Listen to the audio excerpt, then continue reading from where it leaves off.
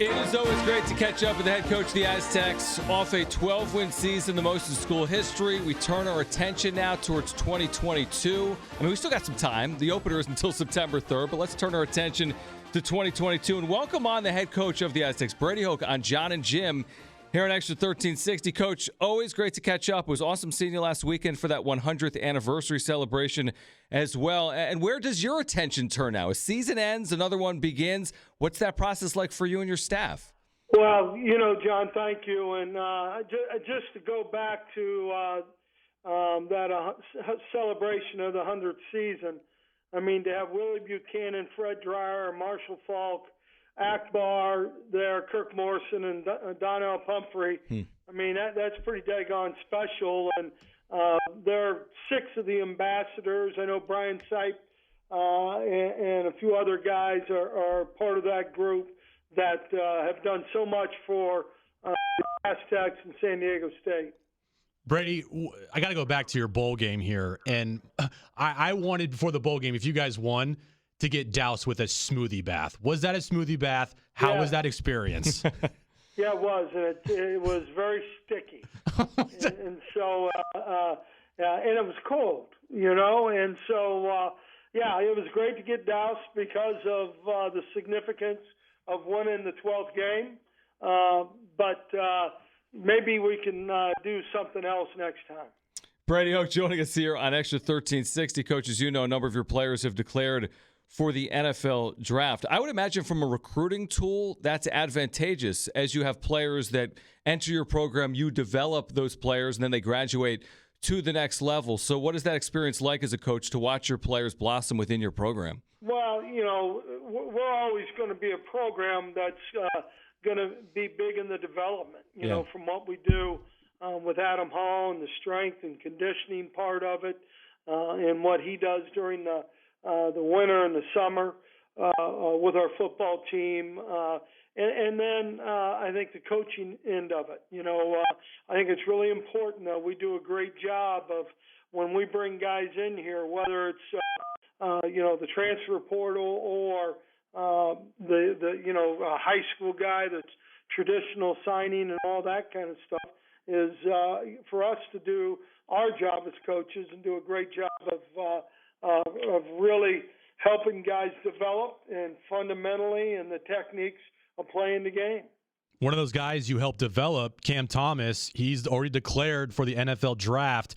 What type of player is Cam Thomas going to be in the pros? Well, number one, I think that's always up to the individual.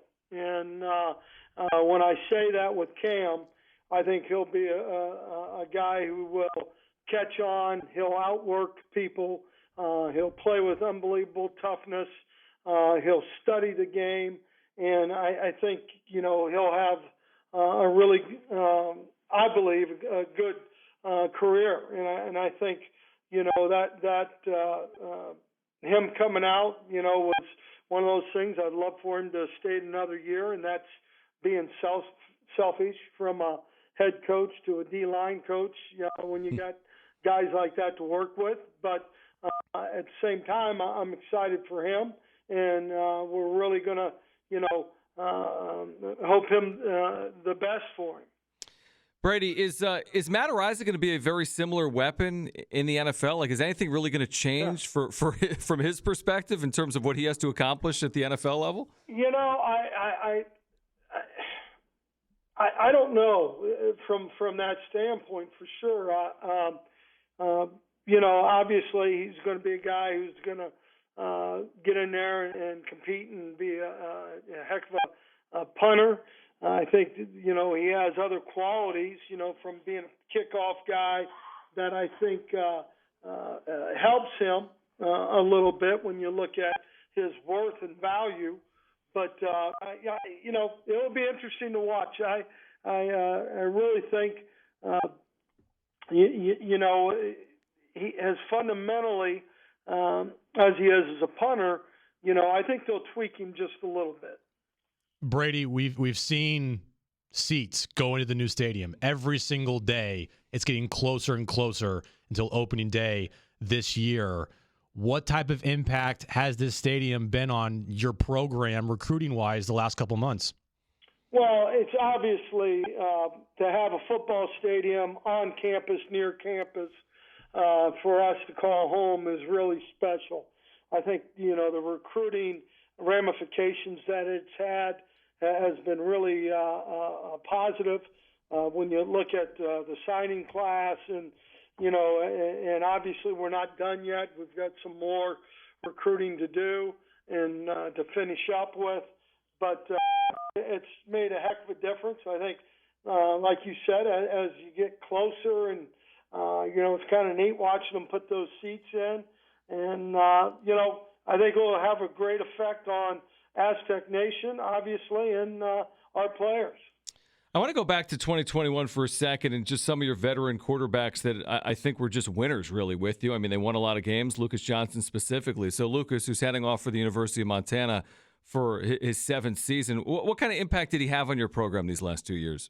Well, I think he grew with our program. I think, when you have, and that's one thing I think still people are going to look at, people are going to evaluate.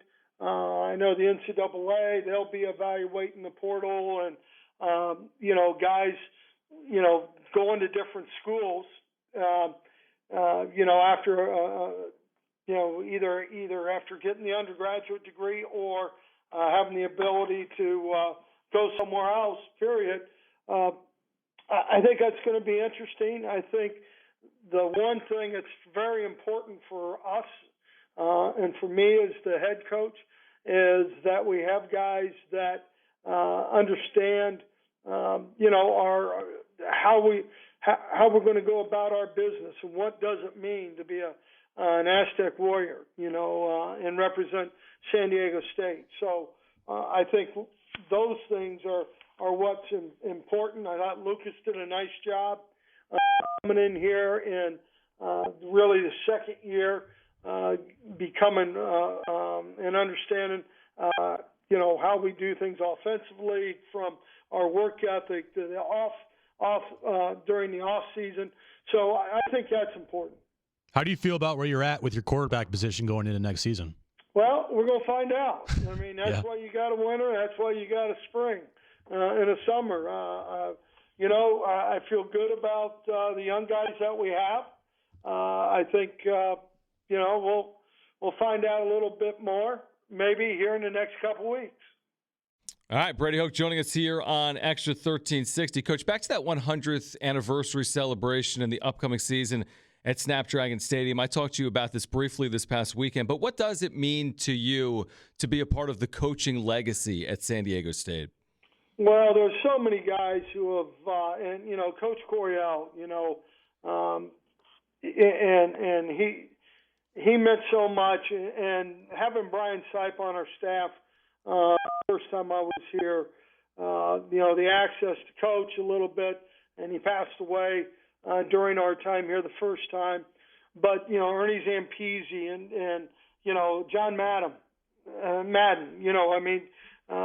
the coaches that have come through San Diego State, Sean Payton, there's a litany and a list of real successful guys, and they're guys that you want to be associated with, and they're guys that you really endear yourself to, and for what they've done for San Diego State. I'm ready for spring ball. When's that start, Coach? Is that March? Here's what I want to do. Okay, I'll be ready for it at any point, but we got to have a great winter. We've got. We've lost some guys on the offensive line. We've got some young guys who I really believe can be really, really good players for us.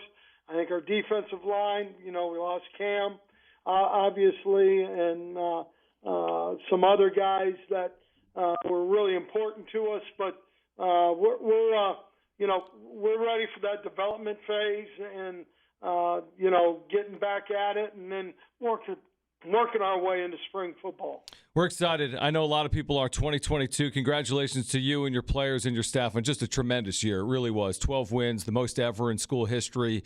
We're excited for 2022. We look forward to doing it again soon. Thanks for hopping on, Coach, and we'll do it again, all right? Thanks, Coach. Great, guys. Thank you. And, Jim, good to have you aboard. Hey, thanks, Coach.